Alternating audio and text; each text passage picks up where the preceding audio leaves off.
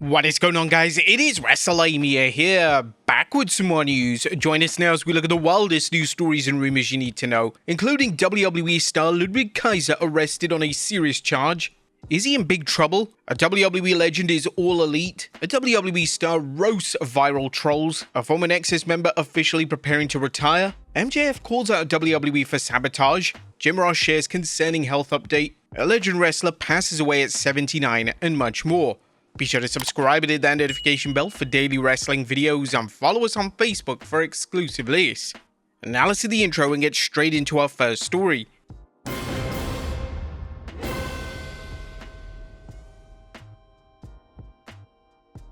Our first story looks at WWE star Ludwig Kaiser arrested on a serious charge. Now, our top story today looks at Ludwig Kaiser, who's reportedly been arrested in Orange County, Florida, following an alleged altercation. According to police documents obtained by Ringside News, Kaiser allegedly entered into an elevator alongside a woman believed to be his girlfriend, AAA and WWE personality Andrea Bazart. This was while the man named Richard Reap was already inside. Reap reportedly told police that Kaiser began kissing the woman in an uncontrolled manner, making him uncomfortable during the elevator ride. After leaving the elevator, Reap allegedly confronted Kaiser and told him to show more manners, which reportedly escalated into a physical altercation involving multiple punches. Police later arrived on the scene and reportedly observed visible injuries on Reap's face. Authorities also reportedly used surveillance footage from the building to support parts of his account before Reap chose to pursue criminal charges. Court documents obtained by Ringside News further revealed that Kaiser's arrest was not the result of a random police stop, but instead came after he turned himself in following the issuance of an active warrant.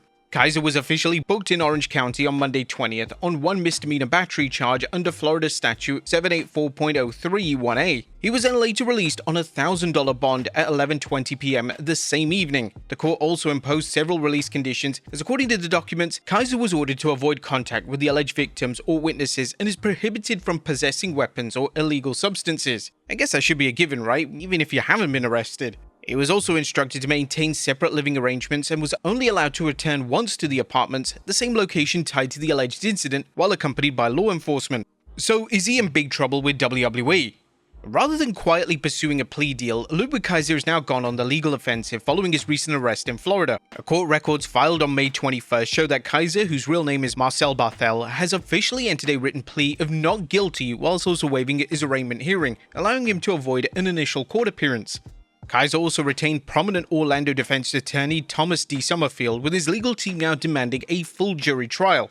According to the filings, the defense has additionally submitted a formal notice of intent to participate in discovery, legally requiring prosecutors to hand over all evidence connected to the case. That reportedly includes unedited surveillance footage from the building, police reports, photo lineup records, and documentation related to the alleged victims' injuries.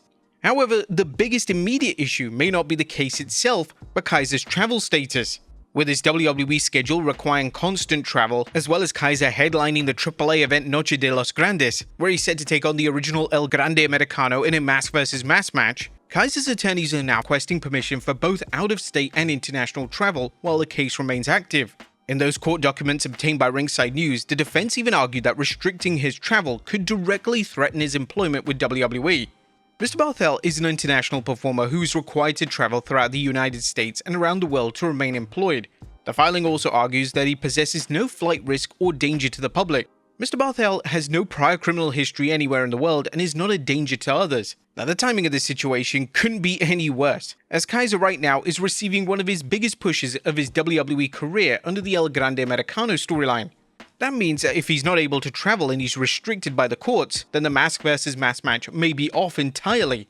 As of right now, WWE management has not publicly commented on the arrest or announced any suspension. But according to PW Insider, company officials are currently viewing the situation as an isolated misdemeanor incident, while Fightful reports that creative plans for the Mexico match remains unchanged.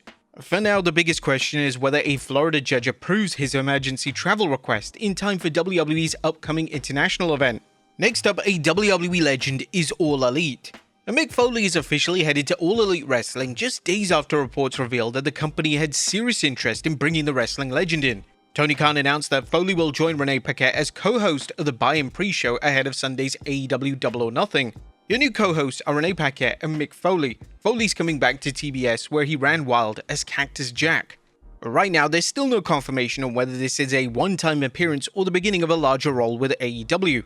However, Sports Illustrated previously reported that AEW's interest in Foley is believed to be strictly non-wrestling, with the company viewing him as an on-screen personality host and ambassador rather than an active performer.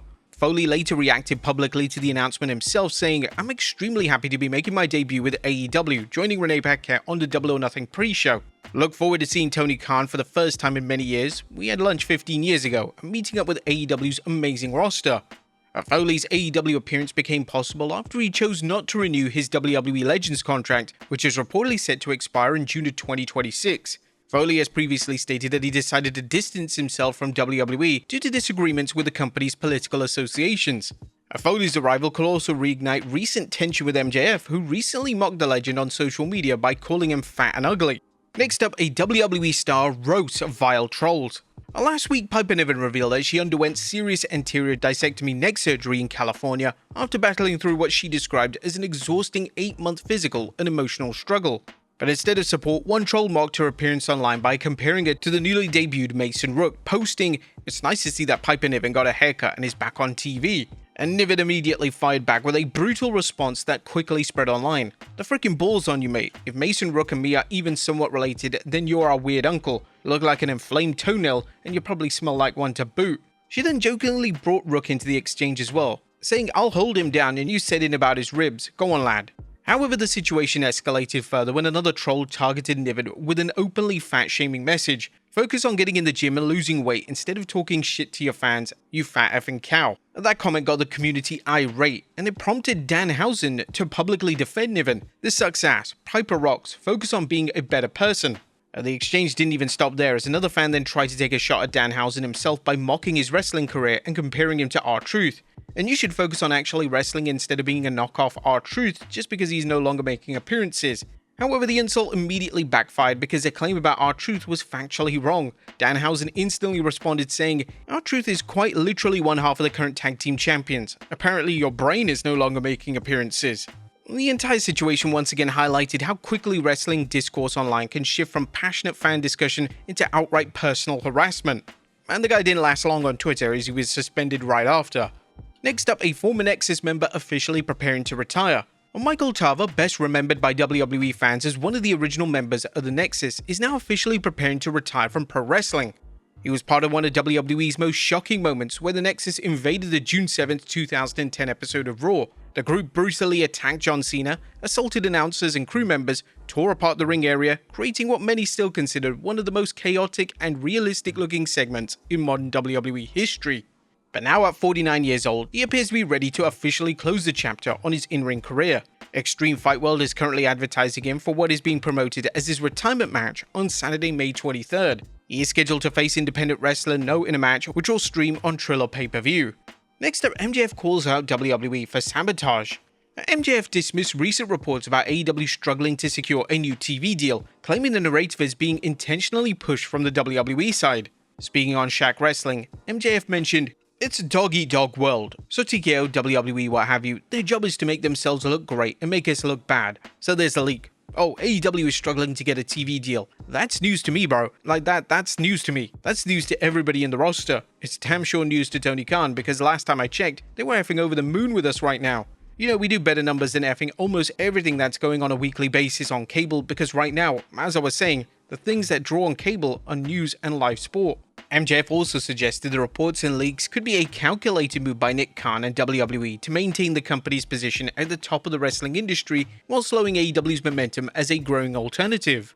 "I love jolly old Saint Nick, and I love the tricks he's pulling out. I forget it, it's smart, but it doesn't mean that we can't use our brains, right? It doesn't mean that we can't go, oh, this is being leaked intentionally to hurt the company that is the alternative." But it's not just MJF either, as Tony Khan also pushed back against the reports during the Ring of Honor Supercard of Honor Media Scrum. Now, at this stage, the public discussion surrounding AEW's TV future is increasingly becoming part of the larger rivalry between the two companies. Next up, Jim Ross shares a concerning health update. Jim Ross has shared another serious health update, revealing that doctors are now monitoring him for possible signs of dementia or Alzheimer's. Speaking on the latest episode of his Grillin' JR podcast, he explained, "I had a very positive doctor's appointment with my neurologist. Everybody's getting in on the act, man. So the neurologist, and I had a appointment, and they took a bunch of blood and ran some tests. You know, I think they're worried about me losing my dementia or Alzheimer's. And I said, what the hell are you going to do about it? There's not a cure. You know, if there's meds I should be taking preventively, tell me what they are and I'll do it. And despite the concern surrounding the testing, Ross made it clear that he currently feels physically well and remains in positive spirits throughout the process. But, you know, we'll see how it works out. But I'm going through a lot of tests now, and I don't feel bad at all. I feel great, actually. But, you know, Conrad, let me tell you something, buddy. Getting old is a bitch. And for wrestling fans who have followed Ross through decades of legendary commentary and multiple health battles in recent years, the update serves as another reminder of the personal challenges the Hall of Fame broadcaster continues facing behind the scenes. We're wishing him all the best right now. Next up, another WWE veteran calls Rousey vs. CARANO staged. Now, it's not just Jim Cornette questioning the legitimacy of the Ronda Rousey vs. Gina Carano fight, as Booker T has now joined the conversation as well. Speaking on his Hall of Fame podcast, Booker T gave a brutally direct assessment of the fight. Was a work shoot, all right? It was that was not real. That thing wasn't real. I mean, it was real as far as the takedown goes, but everything after that, it was. I'm ready. I'm ready. Let's go home. It was one of those type of deals. And if you go back and watch it and study it, you're gonna come to the same consensus that I'm saying right now. That fight, you know, that was not fair.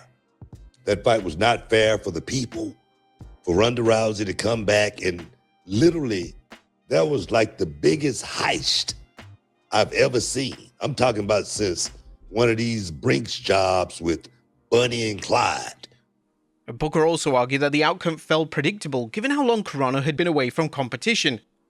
Look, you're fighting somebody who had been in the ring for 17 years. 17 years and just lost 100 pounds. Come on, how dangerous is Gina Carano really going to be? Booker concluded by saying that if Rousey truly wanted to prove herself in a meaningful comeback fight, she should have faced an active competitor instead. He specifically mentioned a rematch against Holly Holm, as the fight would have generated far more interest and money than the Carano matchup.